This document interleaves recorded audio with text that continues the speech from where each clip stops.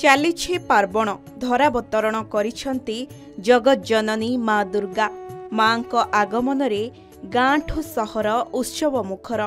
ମଣ୍ଡପରେ ଦର୍ଶନ ଦେଉଛନ୍ତି ମା। ଶକ୍ତିପୀଠରେ ଚାଲିଛି ଦେବୀଙ୍କ ମହାନବମୀ ପୂଜା। ମଣ୍ଡପରେ ଆଜି ମହାଷ୍ଟମୀ। ନବରାତ୍ରି ଅବସରରେ ଚଳଚଞ୍ଚଳ ରାଜ୍ୟର ପ୍ରମୁଖ ଶକ୍ତିପୀଠ। ରୀତିନୀତି ପୂଜାବିଧି ଅନୁସାରେ ଚାଲିଛି ମାଙ୍କ ପୂଜାର୍ଚ୍ଚନା। ଘଣ୍ଟ ଘଣ୍ଟା ଓ ମନ୍ତ୍ରଧ୍ୱନିରେ ପ୍ରକମ୍ପିତ ହେଉଛି ପରିବେଶ। ମାଙ୍କୁ ଦର୍ଶନ କରିବା ପାଇଁ ଶକ୍ତିପୀଠରେ ଶ୍ରଦ୍ଧାଳୁଙ୍କ ଭିଡ଼ ଜମୁଛି। ଆଧ୍ୟାତ୍ମିକ ଓ ଭକ୍ତିମୟ ପରିବେଶ ମଧ୍ୟରେ ଭକ୍ତମାନେ ମାଙ୍କ ବେଶ ଦର୍ଶନ କରି କରୁଣା ଲାଭ କରୁଛନ୍ତି। ନବରାତ୍ର ବ୍ରତ ଧାରଣ କରି ଭକ୍ତମାନେ ମାଙ୍କର ପୂଜାର୍ଚ୍ଚନା କରୁଛନ୍ତି। ବିଭିନ୍ନ ପୂଜା ମଣ୍ଡପରେ ଶ୍ରଦ୍ଧାଳୁଙ୍କୁ ଆକର୍ଷିତ କରୁଛି ସୁଚତୋରଣ।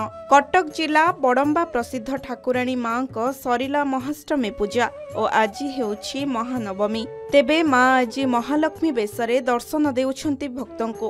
ମହାନବମୀର ବିଶେଷତ୍ୱ ହେଉଛି ଆଜି ମାନସିକଧାରୀମାନେ ବିଭିନ୍ନ ବଳି ଦେଇଥାନ୍ତି, ହେଲେ ତାହା ପରିବର୍ତ୍ତନ ହୋଇଛି। ଏହି ପ୍ରଥା ବନ୍ଦ ହୋଇଛି। ତେବେ ମନ୍ଦିର ରୀତିକାନ୍ତି ଠିକ୍ରେ ଚାଲିଛି। ଭୋର 3ଟାରୁ ପହଡ଼ ଖୋଲିବା ପରେ ସ୍ନାନ, ଚନ୍ଦନ ଲାଗି, ବଲ୍ଲଭ, ମାଜଣା, ପ୍ରଥମ ଧୂପ ସରିଛି। Bureau report, K news Odisha.